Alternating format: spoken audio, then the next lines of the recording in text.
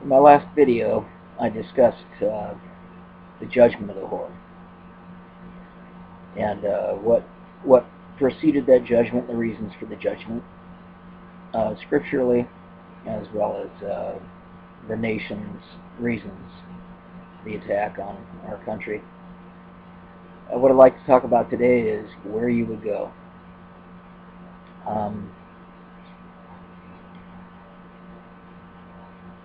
If you were to break down the world into two segments, Northern Hemisphere and Southern Hemisphere, and let's say the prophets lived in the Northern Hemisphere, which they did, Israel, and you were to place the globe in front of you and split it Northern Hemisphere, Southern Hemisphere, you'd have a better concept of what the prophets were describing when they said flee here or flee there. So I have found many scriptures that describe where the elect or the chosen will go during the time of the end.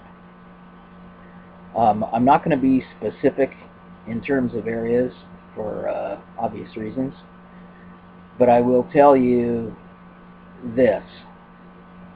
There are 4 horsemen that are released into the world just prior to the end, and I would say that those 4 horsemen have already been released.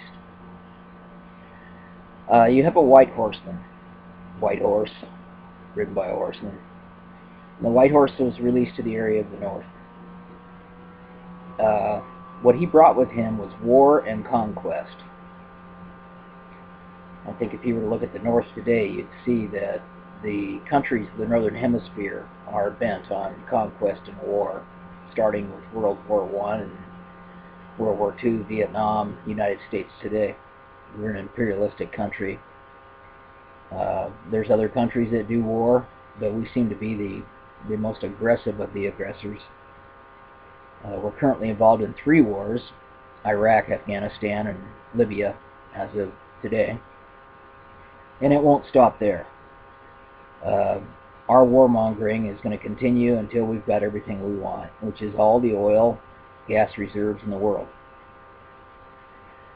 We're going to build up a coalition of partners until we're removed. So this coalition of partners includes the European Union, Russia, China, anybody else that's willing to side with us right now. But in time, they'll separate from us. Scripturally, and I've been advised by my dad to share more scripture.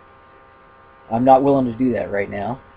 I'll go into some depth in later videos because I haven't prepared for this, but scripturally we are encouraged to go to the lands of the south. Now let's talk about the other horsemen. The black horse that's released upon the world brings a quart of wheat for a day's wages. He's also released to the land of the north. So, if you were to look at today's headlines, you would notice that they're warning you about food prices increasing and global want for food and the need for a lessening of food prices. It's not going to happen. Food's going to go through the ceiling. Oil is going to go through the ceiling. Any commodity that you could purchase food or energy with is going to go through the ceiling. The Northern Hemisphere consists of all the industrialized nations on the planet. Japan, the European Union, Russia, China, United States. Anybody who is modern is in the Northern Hemisphere. Okay, let's go back to the horsemen. The speckled horse, the Appaloosa, goes to the land of the south. It brings famine, plague, and pestilence. And then there's the red horse, and this is out of Zechariah and Revelation. The red horse goes throughout the world, and it causes men to slay each other. Now, as these needs arise, these needs for food, water, energy, sustenance increase, people will begin to slay each other because they want those commodities.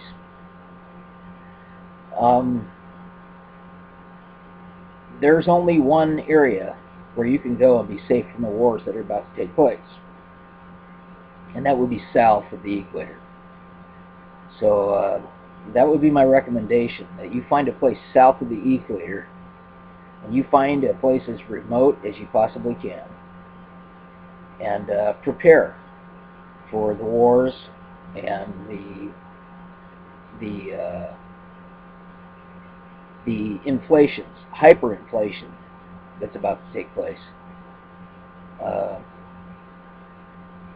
think that's as much as I want to say about that.